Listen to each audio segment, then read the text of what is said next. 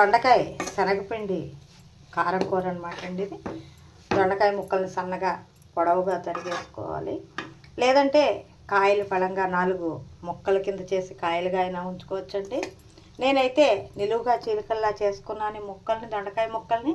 అందులో కొద్దిగా ఉప్పు వేసి పిండేసాను అనమాట అండి. పిండేశాక ఒక బాండీలో కొద్దిగా నూనె వేసుకుని, ఆ నూనె వేడెక్కాక ఈ దొండకాయ ముక్కల్ని అందులో వేసాను అనమాట అండి. ఉప్పేసి పిండేసిన దొండకాయ ముక్కల్ని తొందరగా మగ్గుతాయి అనమాట అండి. అట్లా ఉప్పేసి పిండితే దొండకాయ ముక్కలు తొందరగా మగ్గుతాయి. ఆ ఉద్దేశంతో నేను అట్లా చేశాను.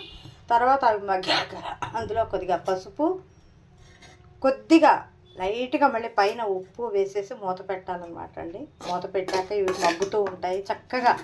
బాగా దొండకాయ ముక్కలు ఈ విధంగా మగ్గాక అందులో నేను ఏం చేశానంటే శనగపిండి కొద్దిగా ఒక చిన్న గ్లాసుడు శనగపిండి, అంటే మీరు తీసుకున్న క్వాంటిటీకి తగ్గట్టు.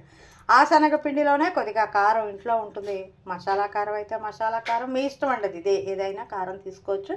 ఆ కారం కూడా ఈ శనగపిండిలో కలిపేసి ఈ చక్కగా మగ్గినటువంటి ముక్కల మీద చల్లానమాట అండి నేను. చల్లాక మళ్ళీ మూత పెట్టేసి ఉంచాను. కొద్దిగా జీలకర్ర కూడా వేడెక్కే నూనెలో వేసుకోవచ్చు, లేదంటే ఇందులో అయినా కలుపుకోవచ్చు. చక్కగా ఈ విధంగా మూత పెట్టి శనగపిండి పచ్చివాసన పోయే వరకు కూడా బాగా చక్కగా వేగాలన్నమాట అండి. ముక్కలకి బాగా పడుతుంది, చక్కగా బాగుంటుంది. ఇది దొండకాయ శనగపిండి పెట్టి కారం కూర మీరు కూడా ట్రై చేసి చూడండి. మా ఛానల్లో నేను పెడుతున్న వాటికి కామెంట్ కానీ, లైక్ కానీ, సబ్స్క్రైబ్ చేయవలసిందిగా కోరుతున్నాను.